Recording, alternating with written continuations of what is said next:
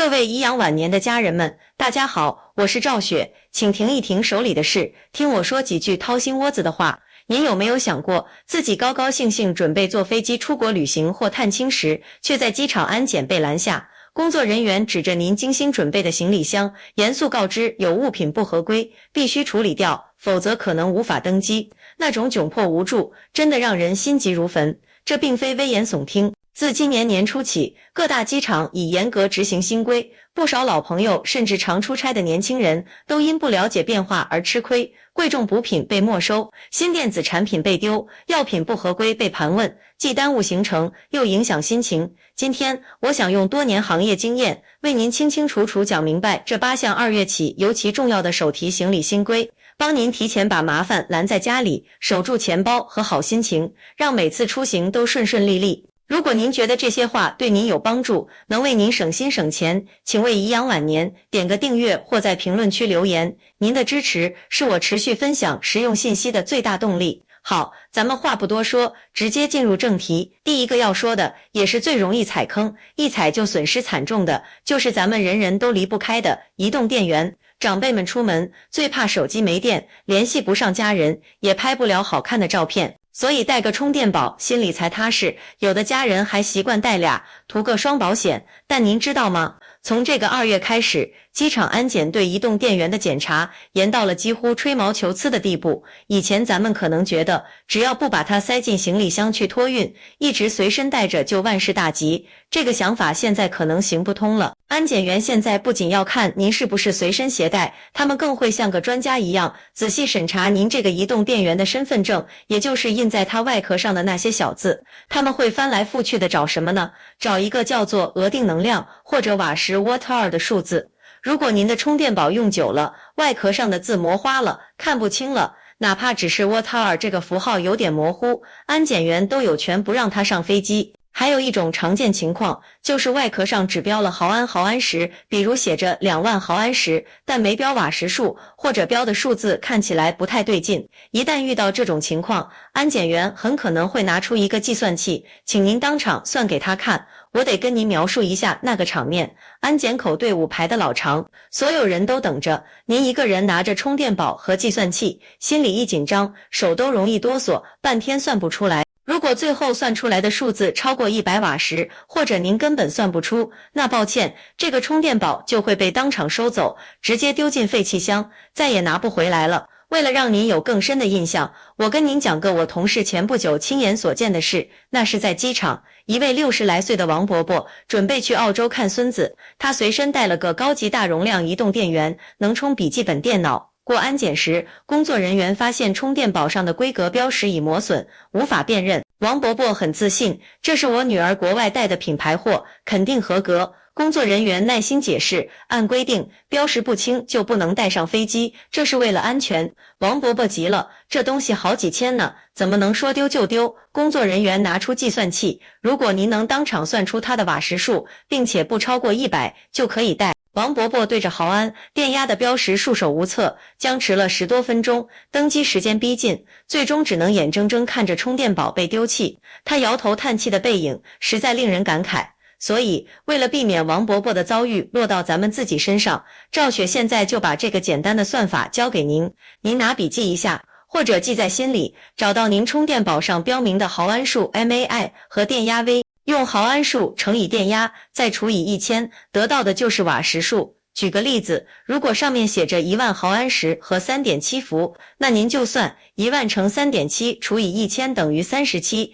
这个37瓦时远小于100，就是安全的。但如果算出来是120，那就超标了，除非您提前几天向航空公司特别申请并获批，否则绝对不能带上客舱。我给您的建议是：第一，检查家中充电宝标识，若已模糊，最好更换。第二，不确定时可提前查询型号参数或带上说明书备用。这第2点是关于咱们中国人，特别是咱们长辈们特别容易中招的粉状物品。新规要求，所有随身携带的粉状、颗粒状物品，每一个独立包装都不能超过350克。350克是什么概念呢？大概就是一听普通罐装可乐的重量，或者一个普通饭碗装满米粉的重量。这个范围包括的东西可多了去了，婴幼儿奶粉、成人奶粉、各种中药粉，比如三七粉、山药粉，吃的像咖啡粉、豆奶粉、面粉、辣椒粉，甚至女士用的散粉、洗衣粉等等，都算在内。我听说有位周阿姨，快70了，要去美国照顾刚生产的儿媳妇。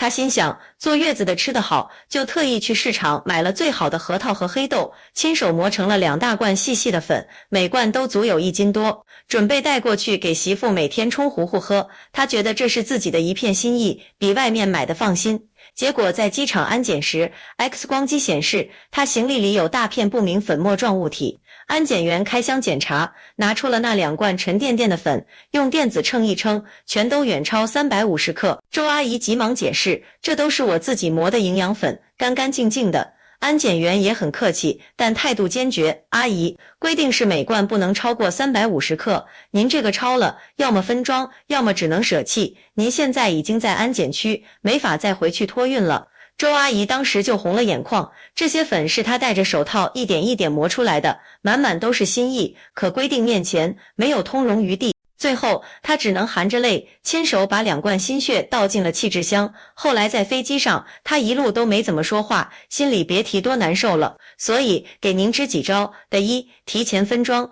如果一定要带，就用那种小的密封的保鲜袋或食品盒，把大包分成好几小份，每份都控制在350克以内。第二，尽量用透明容器装，这样安检员一目了然，省去开盖检查的麻烦，也卫生。第三，如果是市售的奶粉、咖啡粉，尽量保留原包装，上面的成分表、重量和生产信息就是最好的证明。第四，如果是中药粉，最好能带上医生处方或药店购买的凭证，尤其是颜色比较特别的药粉，有证明能减少很多不必要的误会。第三点，咱们说说越来越流行的智能行李箱，这种箱子能充电，能称重，能跟着人走，确实方便，但从今年开始，它成了机场安检的重点关照对象。核心规定就一条，如果行李箱里有电池，这个电池必须能在10秒钟内，不借助任何工具，像螺丝刀、棋子等，徒手取出来。如果电池是嵌死的，用螺丝固定的，或者藏在夹层里根本拿不出来的，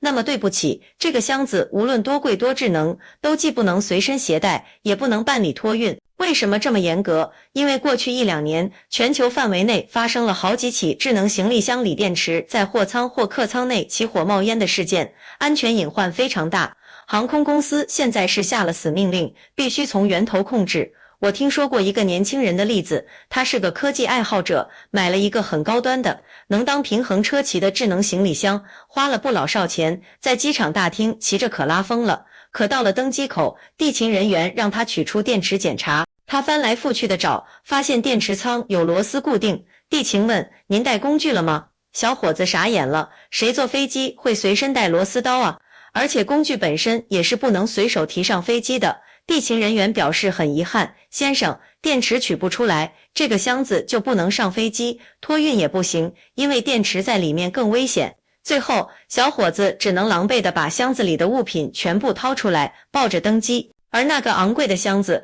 只能暂存在机场，额外付了一笔寄存费，旅行的心情从一开始就打了折扣。因此，建议您：第一，如果想买智能行李箱，购买时务必确认电池能否一键弹出，徒手拆卸，需要工具的千万不要买。第二，买了之后，在家多练习几次拆卸，做到熟练快速。第三，如果您已经有一个拆不了电池的智能箱，那这次旅行就忍痛别带它了，换个普通箱子，省心又安全。第四点，聊聊一个容易被忽视的物件——水壶。您可能会想，带个水杯能有什么问题？问题就出在材质上。从2月开始，那种厚重的不锈钢双层真空保温杯，比如很多品牌卖的保温壶，在过 X 光机时会成为重点关注对象，因为金属会完全阻挡 X 射线，在安检屏幕上，它就是一个漆黑的、不透光的阴影块，安检员完全看不到里面装的是什么，是水，是别的液体，还是其他可疑物品。所以，只要您带了这种杯子，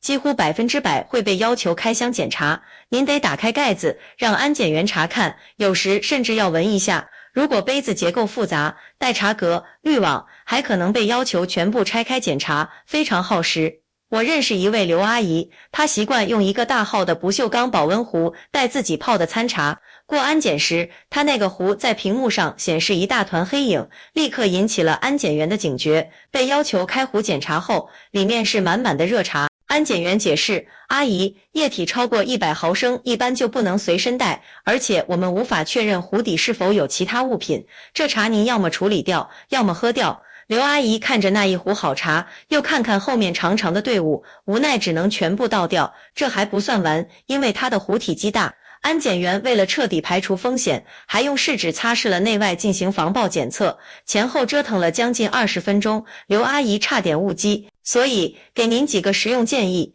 第一，尽量选择透明的塑料水杯或玻璃杯，让安检员一眼看穿，快速通关。第二，如果非要带保温壶，请务必确保它是空的，过了安检再到候机室的饮水处接水，这样最稳妥。第三，过安检时，主动把水壶从包里拿出来，单独放在安检筐里，表现出配合的态度，检查流程也会更快更顺畅。第5点是关于食品和农产品的规定，这一点咱们中国人要格外注意，尤其是探亲访友时，总想带点家乡特产，但现在很多国家和地区的农业检疫变得非常严格，和安检是分开进行的。您过了安检不代表万事大吉，出关时还有农业检疫官员和检疫犬在等着。最容易出问题的，第一是新鲜水果蔬菜，第二是各种肉类及肉制品。讲个真事，吴伯伯去欧洲看女儿，因女儿想念家乡味，他便悄悄在行李箱底层塞了好几包自家熏制的腊肠，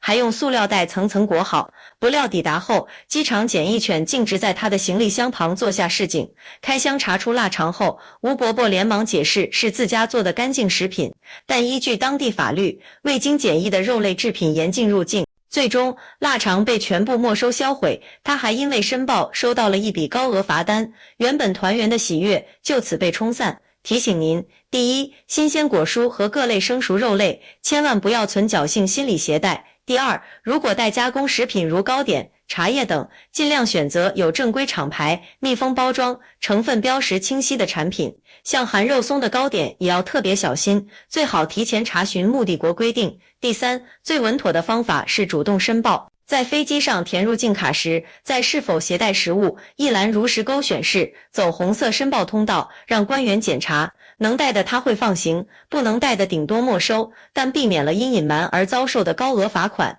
第6点是关于随身行李的尺寸和重量。现在很多航空公司，特别是廉价航空和一些直飞小机型的航线，对随身行李不仅查尺寸，更在登机口严查重量，上限通常是7公斤或10公斤。一旦超重，哪怕只超一点点，都会要求您当场支付高额托运费，这个费用比在柜台办理托运要贵上好几倍。什么东西最容易让行李超重呢？笔记本电脑、厚厚的书籍、相机镜头，还有为了应对目的地天气而带的厚重衣物。我就见过一位女士，在登机口因为行李超重2公斤被要求补交近2000台币的费用，她不愿意付，索性打开箱子，把里面的2件厚毛衣和1件外套全都穿在了身上，臃肿不堪地过了关。虽然省了钱，但那个样子着实狼狈，而且一路上也热得难受。因此，我的建议是，出发前一定在家里用体重秤或买个便携手提秤称一下您的登机箱，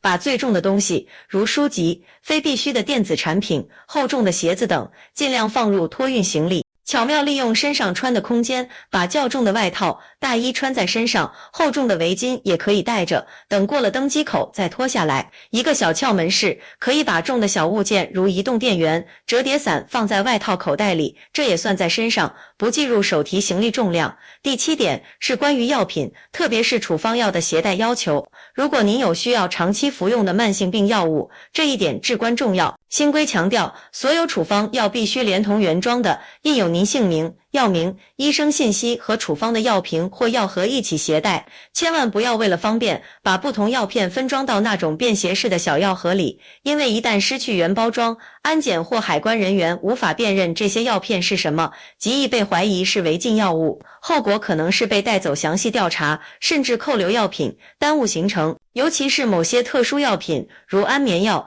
强效止痛药、镇静剂或注射用的胰岛素等，属于严格管制的药物。携带这些药品，务必准备好医生开具的诊断证明和处方复印件，最好能有英文翻译件。我听说过一位需要每天注射胰岛素的旅客，因为针头属于医疗器械和药品，没有携带充分的医疗证明，在安检时被反复盘问，最后不得不联系国内的医生紧急传真证明，过程十分周折。所以，请记住，药品原包装是最安全的护照，相关证明文件务必随身带好，绝对不要替别人携带药品，因为处方名字对不上，会惹来大麻烦。第8点是老规矩，但执行的更严格了。电子产品必须单独过检，所有比手机大的电子产品，笔记本电脑、平板电脑、电子阅读器、数码相机、游戏机等，都必须从包里拿出来，单独放在安检托盘里，通过 X 光机。如果不拿出来，它们会遮挡住包内其他物品的影像，